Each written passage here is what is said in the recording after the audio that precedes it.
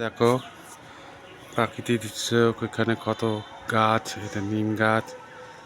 এই যে চারিদিকে নারকেল গাছ গাছ নারকেল গাছ, জাম গাছ, চারিদিকে সব বাড়ি ঘর আছে। চারিদিকে সব বাড়ি ঘর, সব গাছপালা, প্রাকৃতিক সৌন্দর্য কত সুন্দর দেখতে।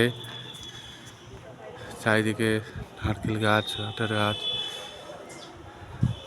গাছ, গাছপালা, সুন্দর সুন্দর গাছ।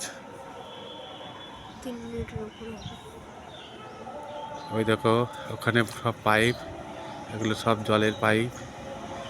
এই পাইপগুলো সব মাটিতে পুড়ে প্রত্যেক বাড়িতে বাড়িতে টাইম কল সেটিং হবে। এরা সব কাজ করে, এই লোকগুলো সব কাজ করে। আর এই যে বড় বড় পাইপ, এগুলো মাটির তলায় পুঁতবে, মাটির তলায় পুঁতিয়ে টাইম কল সেটিং হয়ে সব জল বাড়ি বাড়ি জল দেবে। এরা অনেক দিন ধরেই আমাদের এখানে আছে, প্রায় 2-2.5 মাস হলো আছে।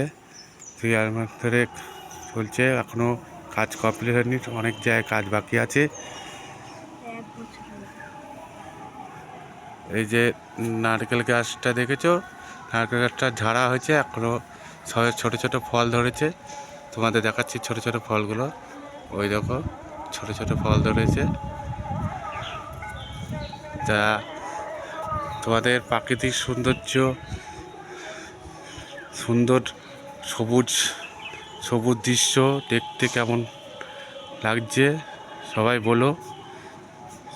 চারিদিকে সবুজ দৃশ্য, গাছপালা লাগছে দেখো, বলো। আর যত দূরে যাবা তত বাড়ি বাড়ি আর বাড়ি, তত দূরে যাবা তত বাড়ি আর বাড়ি।